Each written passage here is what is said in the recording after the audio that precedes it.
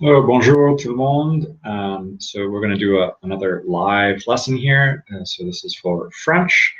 And in the previous lessons, we have looked at self-introductions and going through some conversational questions you can ask a language exchange partner or native speaker or teacher so that you can have a direct exchange with talking about yourself, asking questions, and getting comments about where the people are from, what they like to do, whether they are married, whether they have their kids.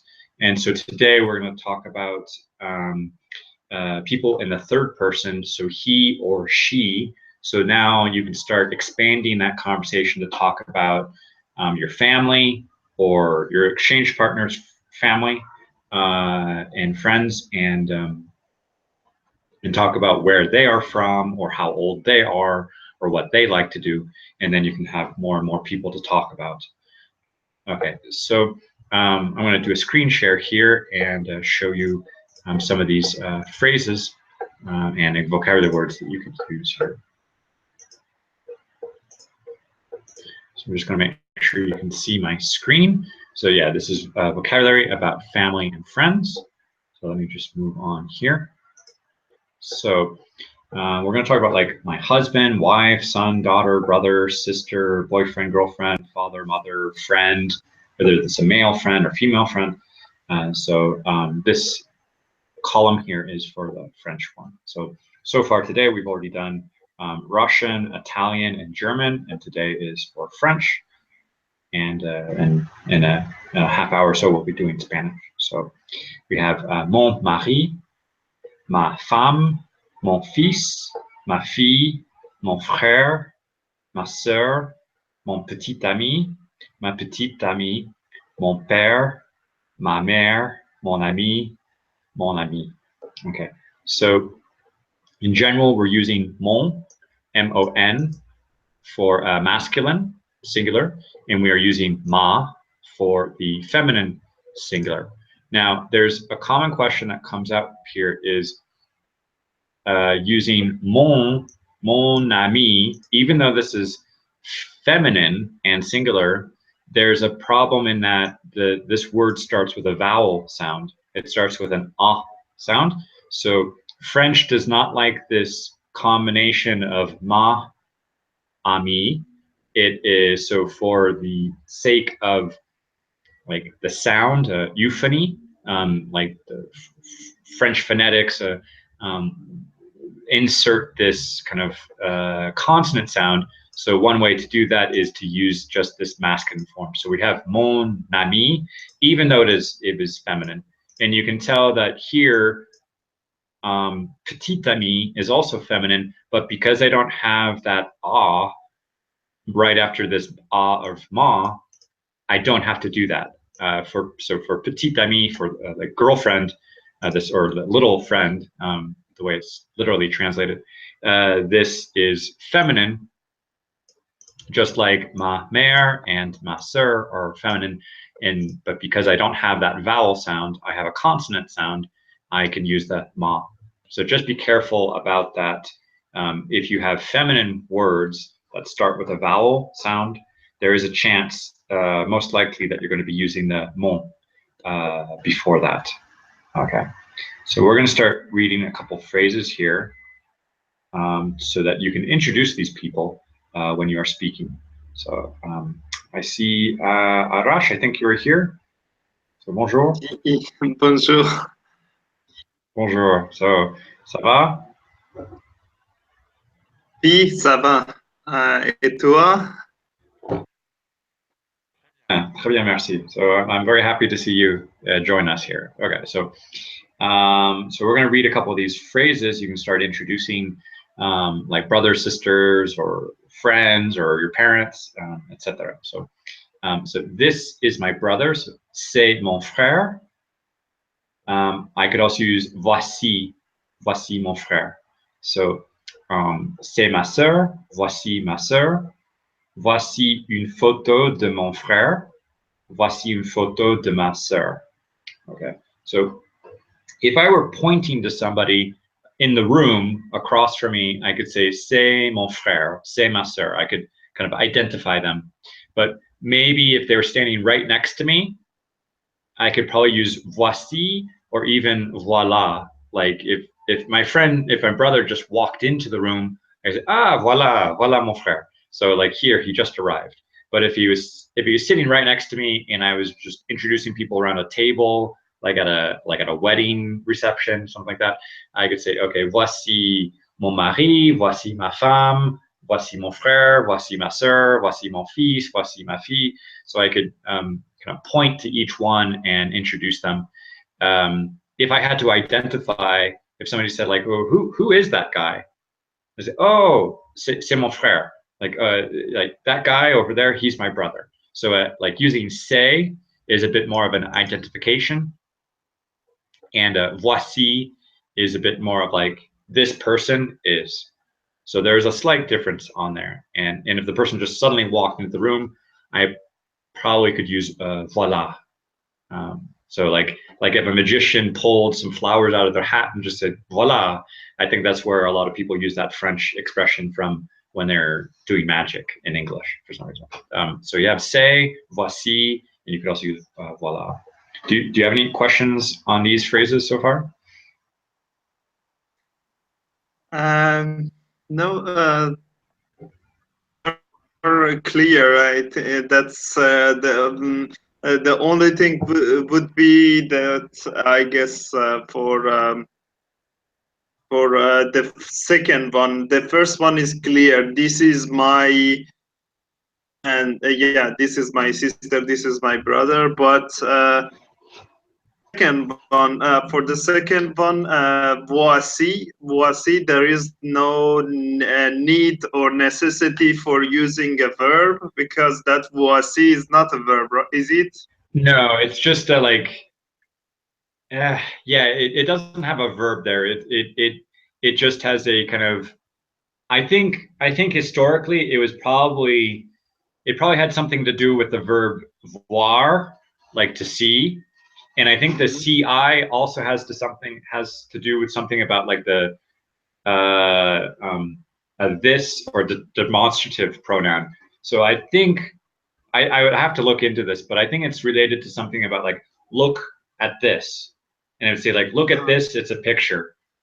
So I think voici historically, etymologically, might be related to the verb to look or to see. So that's why you don't really have an extra verb included in there. Yeah. So okay. I think this has evolved over time, but it's become voici, and you also have voila. Voila, just like I was explaining, like if somebody walked in the door across the room, la is a word for there, and ici or see is like something for here. So it's like look here or look over there. So I think those two expressions have evolved from voir.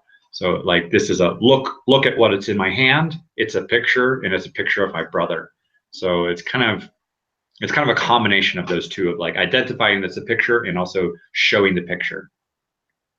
Yeah, so but the current meaning, historically, I don't know, but the current meaning, this voici is like is here, right? So voici it's like here, yeah, it's like here, it's like handing something. my, It's like handing something to somebody and saying, here's a picture of my brother.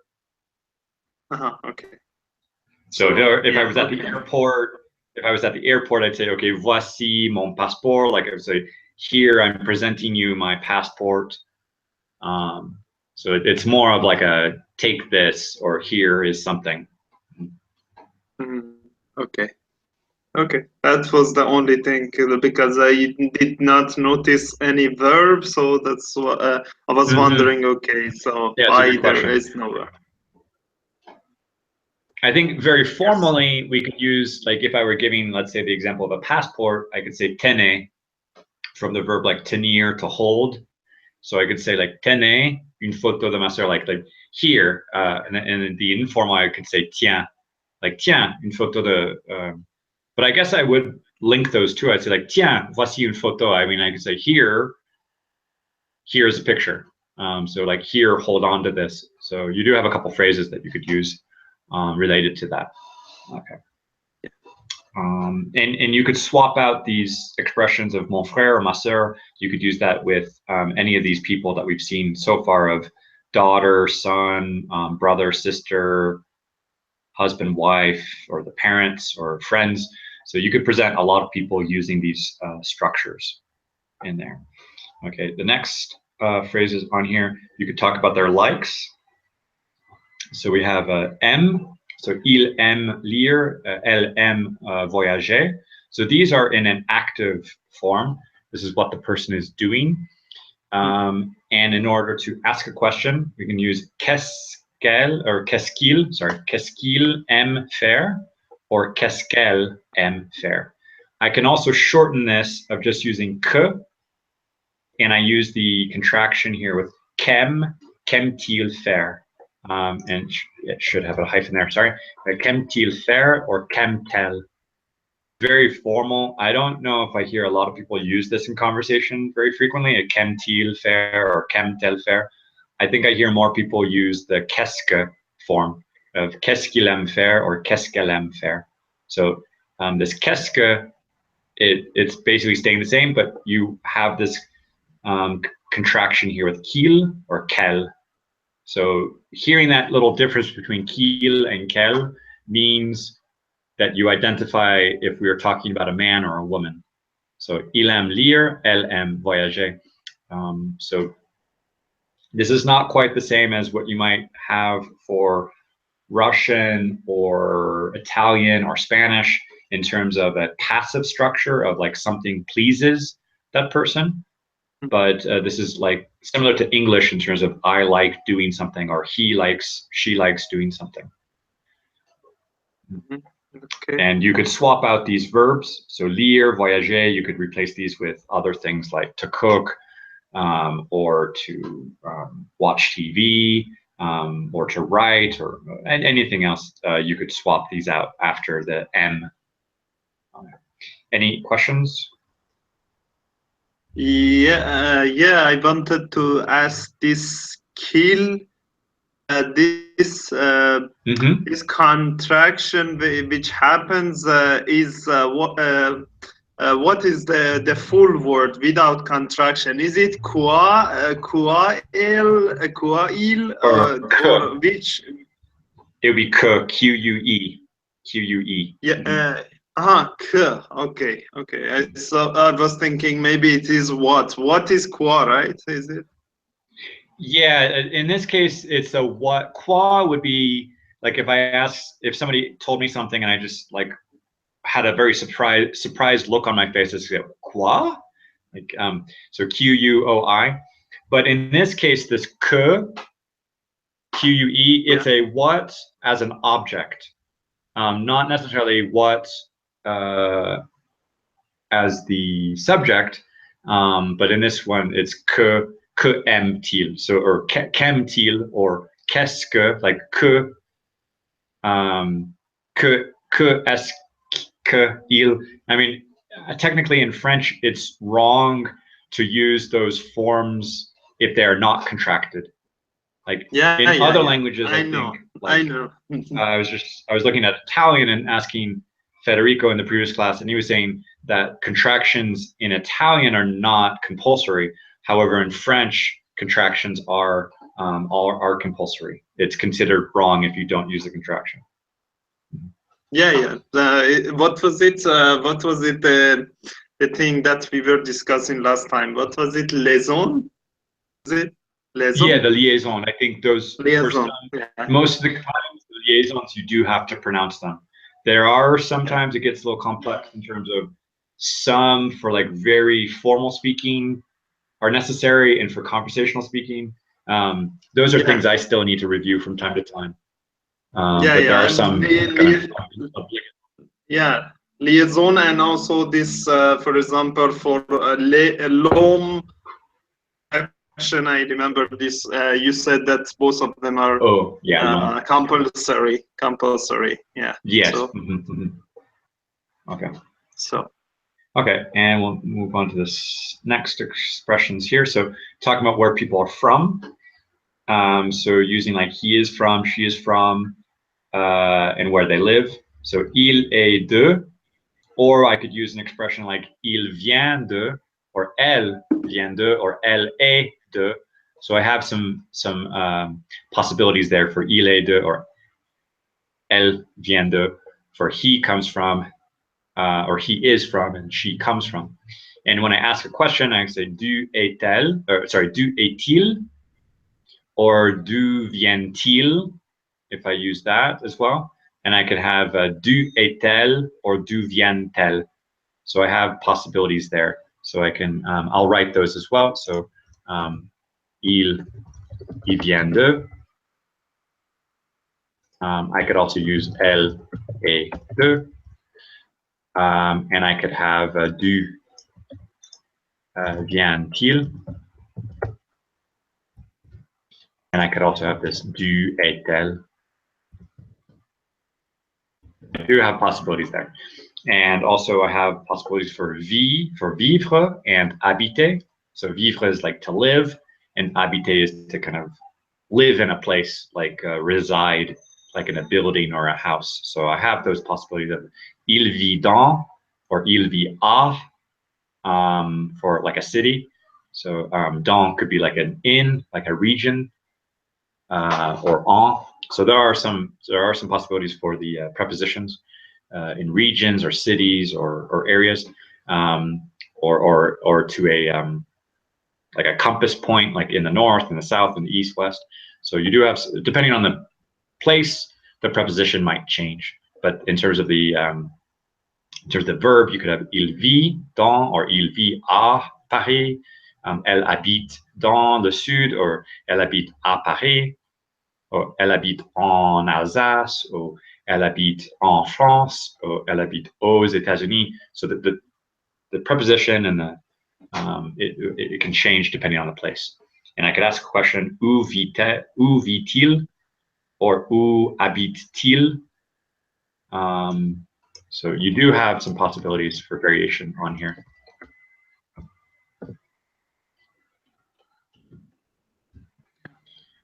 All right.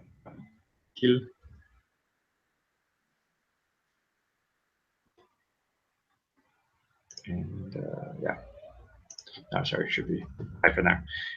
And I could also use the où vit-elle.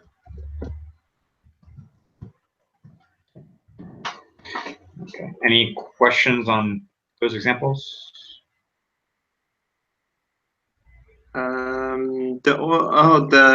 This one I forgot to ask previously, but this T is also contraction, or if it is contraction, then contraction of which word, like habite-t-il, the T between two hyphens, contraction also, or? Yeah, well, it's not exactly a contraction, but it's for the sake of pronunciation. So, for example, if I have vient-il, the verb itself ends with a T, so I don't have to add an extra T. But for habiter, there I had a slight hesitation because the sound, it ends with a T, but in writing there is a letter E. So there is the T that's inserted. So if a verb, like a first group conjugation verb, like the ones that end in ER, there's usually going to be a T added. So something might be like appeler, like comment s'appelle-t-elle? There was a T that was inserted for that one of what somebody's name is. For avoir, like quel âge a-t-il, quel âge a-t-elle, there's a T. So if it ends with a vowel sound or it doesn't end with a T sound, usually that T is inserted. So that would be part of inversion, I-N-V-E-R-S-I-O-N. So if you look up on Google, you could look up French inversion, and you could put in quotation marks the T with the two hyphens. and that would give you some examples of the spelling rule. But it's generally for the sake of pronunciation. Again, French doesn't like to have that kind of two vowel sounds right next to each other, so it separates them with a consonant sound. Okay. But even if I've been studying French for a long time, I may have a slight hesitation on, do I insert it or not? And I think most of the time people might ask a question like, où est-ce que? So I might have another possibility here of où est-ce qu'il? Où est-ce qu'il habite? I might hear that frequently in conversation. Où est-ce qu'il habite? Où est-ce qu'elle habite?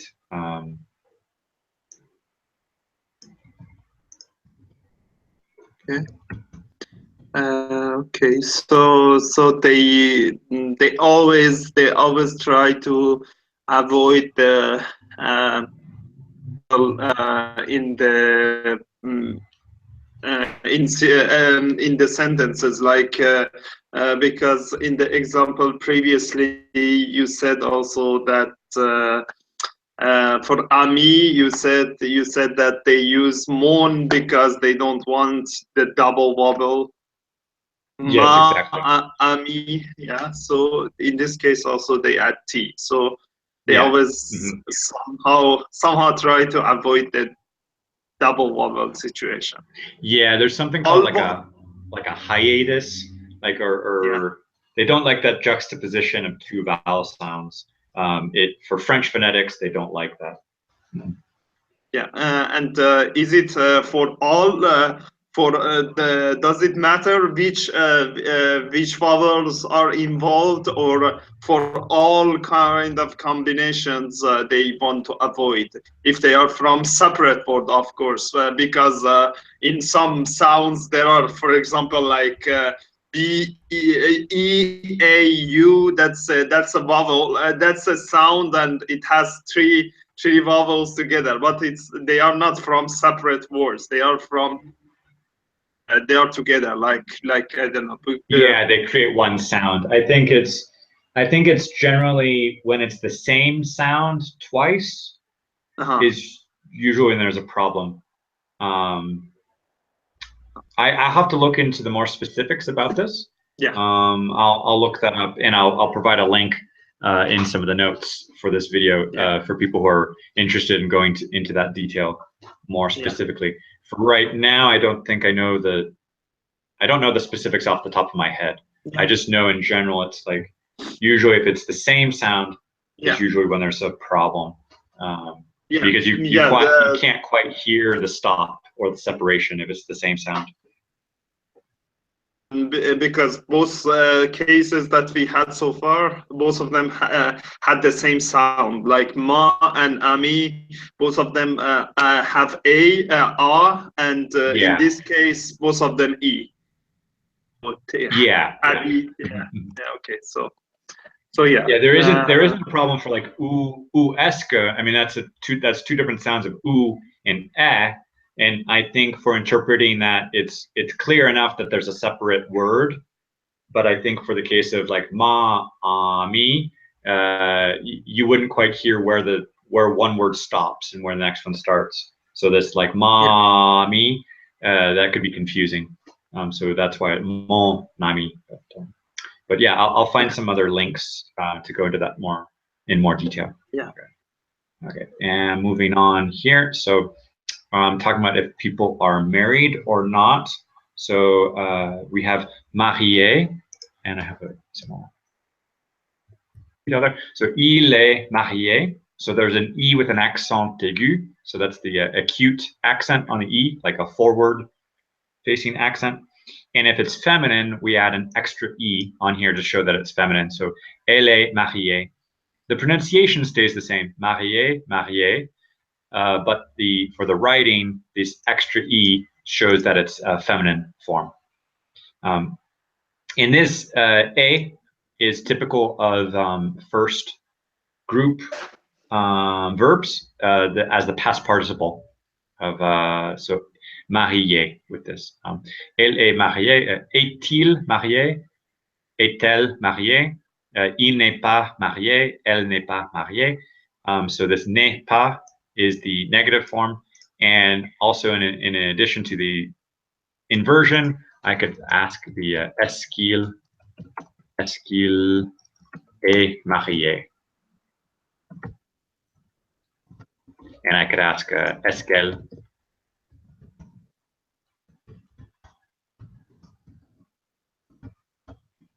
is she married? Is he married? Is she married? And so yeah, those are just using the verb to be on here. So est for that form, and it's just changing this and adding the extra e for the feminine form. Okay. And then next on here, talking about if people have children, or you can expand this to brothers and sisters, or il a deux enfants, elle a deux enfants, a-t-il des enfants, a-t-elle des enfants, il n'a pas d'enfants, elle n'a pas d'enfants. And again, I could use the est-ce que, so I could say est-ce qu'il a des enfants, or I could use est-ce qu'elle.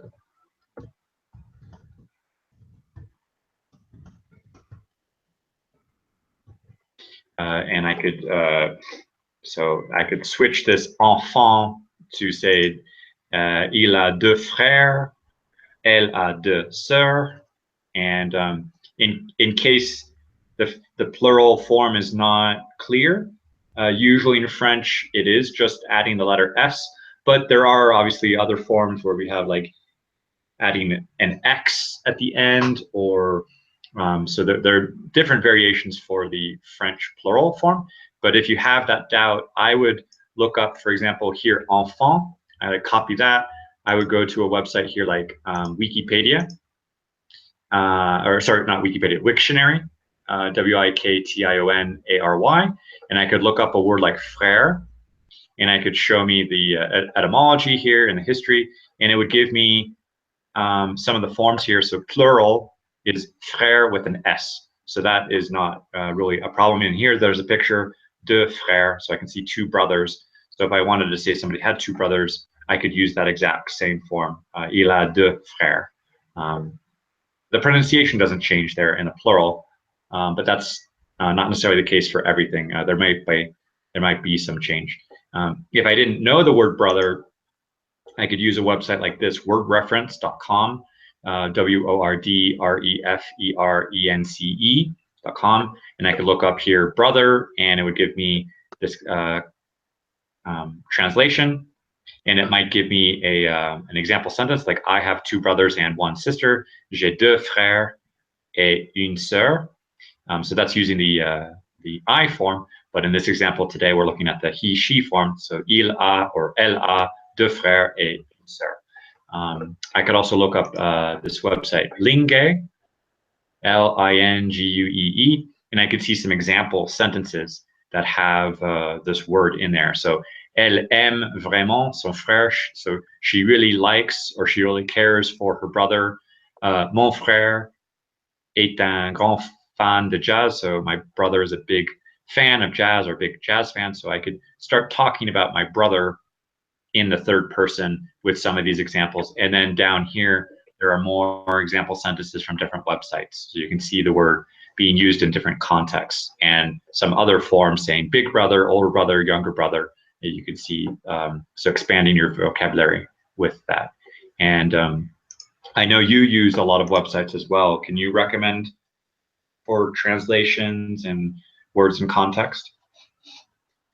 Yeah, of course, the one that I use a lot and kind of my favorite because of range of the languages, and it's a user contributed website, and it is called Tatoeba.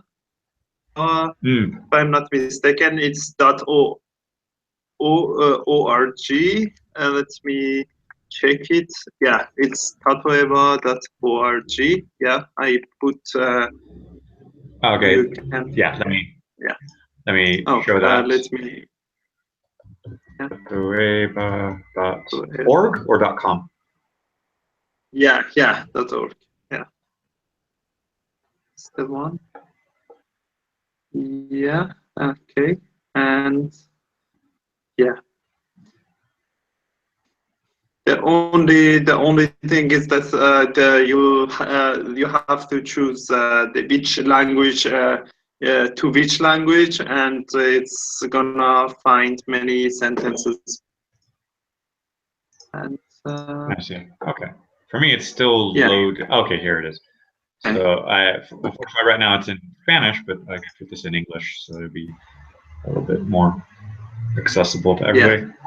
But, okay, so I could go from English to French. Where's English? English to French. Oh, there's a lot of languages on here. Okay, and I could just put, for the sake of this example, the word brother.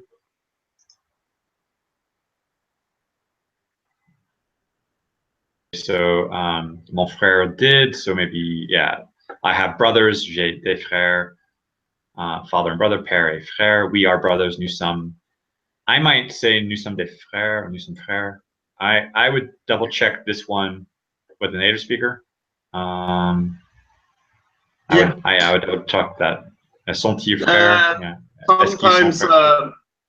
Sometimes you, if you want to be sometimes because this is a user contributed website, sometimes it's a good idea to, if you go up, if you can see there owned by a self-identified native. Right. Okay, I see. Yeah. So sometimes it's a good idea to put this okay, there were 707 results without this option. Let's see how many. Okay, so I got 113 contributed by native speakers. So there could be about 600 examples that might be a little suspicious, but I mean, I love crowdsourcing. I love getting input from fellow learners and from native speakers, and this particular project that we're doing right now of doing these live lessons is contributed from native speakers and advanced learners. So, but I would say, if you can get some confirmation by a native speaker, that's even more helpful. So I would definitely go practice these phrases that we're teaching, go use them with a native speaker, and double check that so you can kind of improve your understanding and improve your practice. And but definitely getting input from fellow learners is helpful. But you also kind of want to get a double confirmation. To native speakers, you may get some variation. So not every native speaker is an expert in the grammar of their language. Some people studied in high school or elementary school and university, and then they stopped. And some people may have some experience teaching, so you do get a variety of experiences between native speakers, and sometimes fellow learners may know those details because they have it fresh in their mind. So there's getting kind of the expression of it takes a village to raise a child. I think information from a variety of sources is helpful when you're learning a foreign language. Yeah. Okay, so lastly on here, so talking about people's names. Yes, yeah, go ahead. Yeah, I just wanted to ask about that E which is added to the adjectives. Is it for feminine form? In case of it was married, right? Yes. I wanted to ask. I could not hear. Maybe because my ears are not very strong in distinguishing sounds in French, because I'm not very familiar with the sounds in French. So I could not notice any difference in the pronunciation of E, and that there is not like feminine and masculine form. I could not hear any difference. You're correct. So yeah, you're correct. This E is a visual E. It's an E in writing, but you cannot hear it in the pronunciation.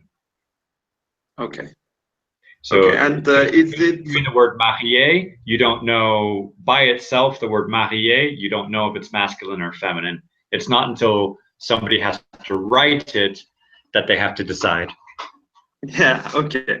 And one other question, is it always this e added when there are adjective? Is it always and also is it always for feminine? Because I was thinking, I don't know, for some reason the first word that came to my mind regarding this, which is an English word, of course. I mean, it's in English they use it, fiance. Fiance. I was Oh, that's thinking a good in example that too. Yeah.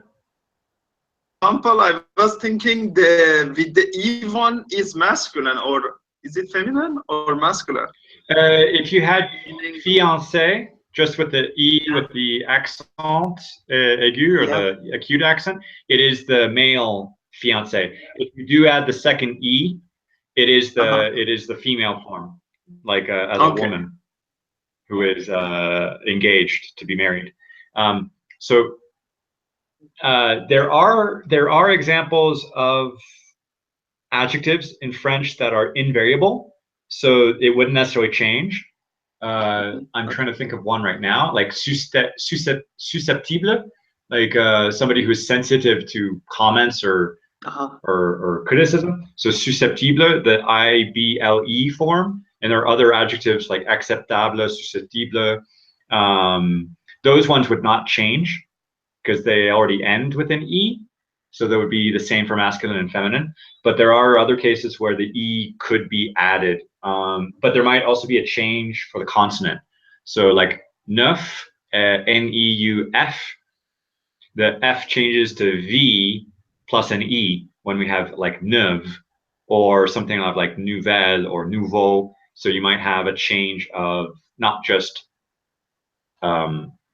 EAU for the masculine singular, but nouvelle, there's an ELLE. So there actually are a lot of examples to use for the differences between masculine and feminine adjective forms, just like there are many variations for the noun forms of masculine and feminine. Like if it ends with a vowel or like a nasal vowel sound, like musicien, the feminine form might add like a double N-E in that nasal vowel sound. You might have to pronounce the consonant. So like musicienne, you would have the N form. Like also for like américain, américaine, that N would be pronounced with the E. I would have to provide a lot of these examples in the notes and other articles. Articles in terms of descriptions, like on a blog, to show some of those differences. But I think that would be more detail than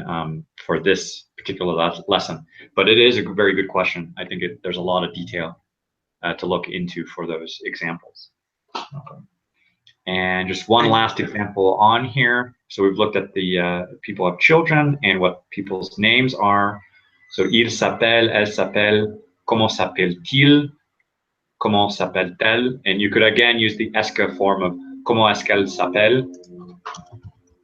Comment est-ce qu'il s'appelle? And I could use this as well for the feminine form. Just switching this il for elle. So comment est-ce qu'elle s'appelle? Okay, and so those are.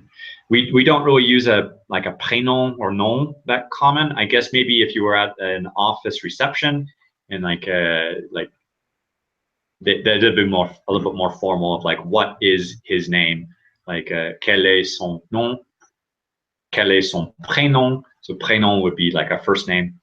But I think for general conversation it would be the s'appelle, il s'appelle, elle s'appelle, and comment s'appelle-t-il or comment est-ce qu'il s'appelle.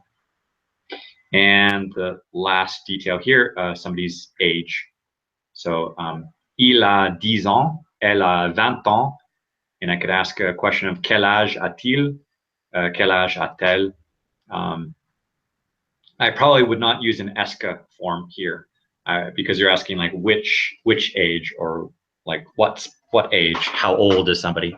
So you're not really using an ESCA form.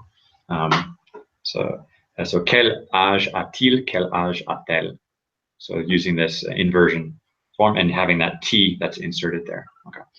So I think that covers a lot of ground here, and I think we've had a lot of specific extra questions to get into the French pronunciation, French spelling as well. But there'll be definitely more content for further lessons and maybe further links for more detail on here. But if you like this content, feel free to like, subscribe to these videos, and leave a comment below. And also include maybe a description of somebody, either somebody from your family or friends, or make up a character, or maybe describe somebody from a movie or a story, just to practice using these phrases. So do you have any last questions or comments? No, thank you. I think I asked all my questions, so thank you for your time and answering my questions. Oh, perfect. Yeah, I appreciate you joining and making this a lot more lively to have a discussion here. So, so thank you very much. And yeah, feel free, as I said, to leave a message or a comment and to practice these phrases. And next week, we'll continue to practice these a little bit more and probably expand this towards the they form using the he, she in the plural. So you could talk about brothers, sisters, or friends or parents in the plural form. So, okay, so I look forward to that next week, and let me just turn off my screen and show my face once again and my dirty hair. But so have a good day, a good week, and we'll see you next Monday for follow-up lessons. So thank you, Arash, merci à toi, and à bientôt. Merci.